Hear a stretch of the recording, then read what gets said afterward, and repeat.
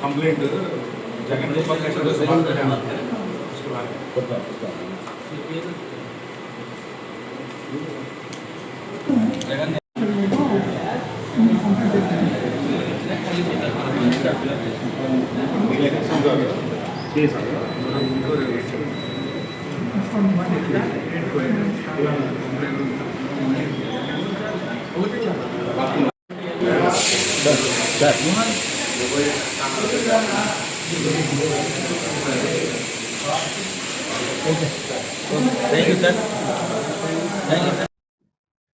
వారం క్రితము కాకినాడ జిల్లాలో బొత్స సత్యనారాయణ మరియు తోట త్రిమూర్తులు ఆధ్వర్యంలో వైఎస్ఆర్ కాంగ్రెస్ పార్టీలో పనిచేస్తున్నటువంటి కాపు లీడర్లు ఆత్మీయ సమావేశం నిర్వహించుకున్నారు.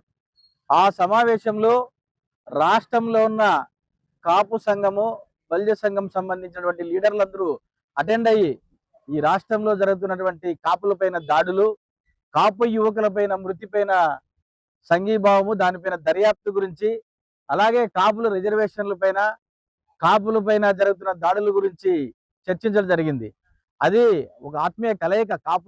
కాపులకి మనోధైర్యాన్ని నింపడానికి గౌరవనీయులైన మాజీ మంత్రి బొత్స సత్యనారాయణ గారు, తోట త్రిమూర్తులు గారు మరియు జక్కంపూటి రాజా గారు అందరూ కలిసి ఆ సమావేశాన్ని తూర్పుగోదావరి జిల్లాలో నిర్వహించడం జరిగింది. ఈ సమావేశము సక్సెస్ అయిన తర్వాత అక్కడ ఉన్నటువంటి Kakinada rural Janasena party MLA Shri గౌరవనీయులు పంతం వెంకటేశ్వరరావు అరియాస్ నానాజీ గారు చాలా ఆవేశంగా 21/6/2026 తేదీకు మాటామంతి కార్యక్రమంలో చాలా ఆవేశంగా మాట్లాడినాడు.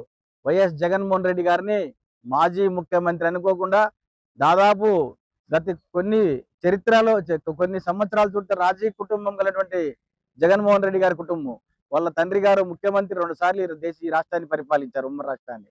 జగన్మోహన్ రెడ్డి గారు ముఖ్యమంత్రి పరిపాలించారు. ఈ రాష్ట్రంలో ఉన్నటువంటి వైఎస్ఆర్ కాంగ్రెస్ పార్టీ అధ్యక్షుడు ఆయన్ని వాడు వీడు గాడు అని పంతం నానాజీ గారు మాట్లాడడం జరిగింది. మీరు మాట్లాడాల్సింటే కాపుల గురించే మాట్లాడండి. ఎందుకంటే మాట్లాడిండేది ఆ రోజు ఆత్మీయ కలయిక, ఆత్మీయ సంవేదన పెట్టిండేది బొత్స గారి ఆధ్వర్యంలో, తోట తిరుమూర్తి ఆధ్వర్యంలో. కానీ జగన్ గారిని కించపరిచి మాట్లాడి అదే పోస్టుని తెలుగుదేశం గారు కానీ జనసేన వారు కూటమి వాళ్ళంతా స్క్రోలింగ్ చేశారు. అది ఏమిట్లోనా, సోషల్ మీడియాలోనా, వాట్సాప్, ఇన్స్టాగ్రామ్ లో. ఇది చాలా దుర్మార్గ విషయము. దీనిపైన మేము ముక్తకంఠంతో ఖండిస్తూ ఈ విషయం పైన మా అనంతపూర్ మాజీ మేయర్ గారు ఈరోజు 4th టౌన్ పోలీస్ స్టేషన్ లో పంతం నానాజీ మీద యాక్షన్ తీసుకోమని ఒక కంప్లైంట్ ఇవ్వడం జరిగింది ఎస్ఐ గారికి. ఆ కంప్లైంట్ మేము రిజిస్టర్ చేసి ఆయన పైన చట్టచర్య తీసుకోవాలని చెప్పి మీ ద్వారా తెలియజేస్తున్నాం.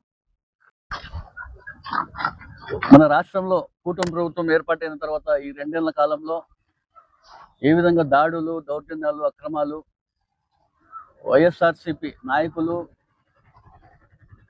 కార్యకర్తలు ఎవరైనా కూడా కూటమి ప్రభుత్వం పైన ప్రశ్నిస్తే ఏ విధమైన అక్రమ కేసులు కావచ్చు, ఏమైనా బెదిరింపులు పాల్పడుతున్న విషయం కూడా మనం చూస్తున్నాం.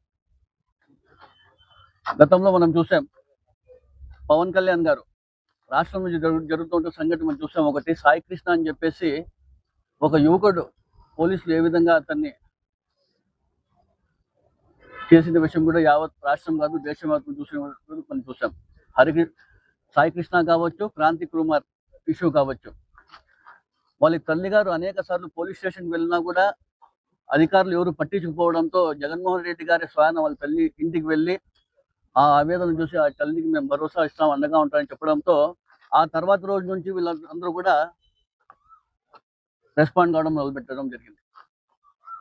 సరే, వీళ్ళన్నీ ఇవి చేయడం లేదు, కూటమి ప్రభుత్వం ఇవన్నీ పట్టించుకోవడం లేదని చెప్పి జగన్మోహన్ రెడ్డి గారు ప్రశ్నిస్తే పవన్ కళ్యాణ్ గారు ఆ రోజు చూసిన వైసీపీ గూండల్లారా మీ అందరికీ తొక్కి నార తీస్తా అని చెప్పేసి కూడా ఒక పబ్లిక్ మీటింగ్లో చెప్పడం జరుగుతుంది. మీరు ఇష్యూస్ పైన రెస్పాండ్ కాకుండా ఇట్లా డైవర్షన్ పాలిటిక్స్ తీసుకొస్తున్నారు మధ్యలో.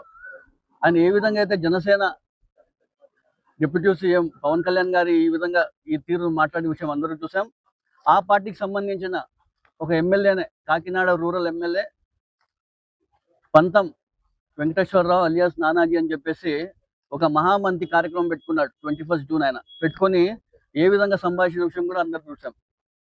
జగన్మోహన్ రెడ్డి గారికి నీకు చేతనైతే కడప వదిలిపెట్టి కాకినాడలో వచ్చి పోటీ చేస్తురా అంటున్నాడు ఆయన. అయ్యా పంతం నానాజీ గారు, కాకినాడ కాదు ఆయన స్థాయి ఏమి నుంచి మాట్లాడతావో, లేకపోతే మీ నాయకుడు పవన్ కళ్యాణ్ ని చూసుకొని నువ్వు మాట్లాడుతున్నావో అర్థం కాని పరిస్థితి ఇది.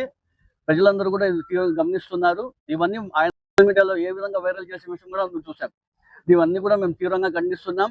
కులాలు, మతాలకు, ప్రాంతాలకు అన్నిటికీ కూడా ఇవన్నీ కూడా రెచ్చగొట్టే విధంగా వీళ్ళు చేసిన నిర్ణయాల్ని ఖచ్చితంగా అరకట్టాలని చెప్పేసి మేము, మా లీగల్ సెల్ టీం, అదేవిధంగా మా కార్పొరేటర్, లిక్స్ కార్పొరేటర్ అందరూ కూడా ఇక్కడ నాయకులతో ఫోర్ట్ టౌన్ పోలీస్ స్టేషన్లో రావడం జరిగింది. ఇక్కడ కంప్లైంట్ ఫిర్యాదు ఇచ్చి ఇప్పుడే ఎస్ఐ గారికి కూడా ఇవ్వడం జరిగింది. దీనిపైన వెంటనే అతనిపైన ఎఫ్ఐఆర్ నమోదు చేసి చట్టపరమైన చర్యలు తీసుకోవాలని చెప్పేసి తెలియజేస్తున్నారు.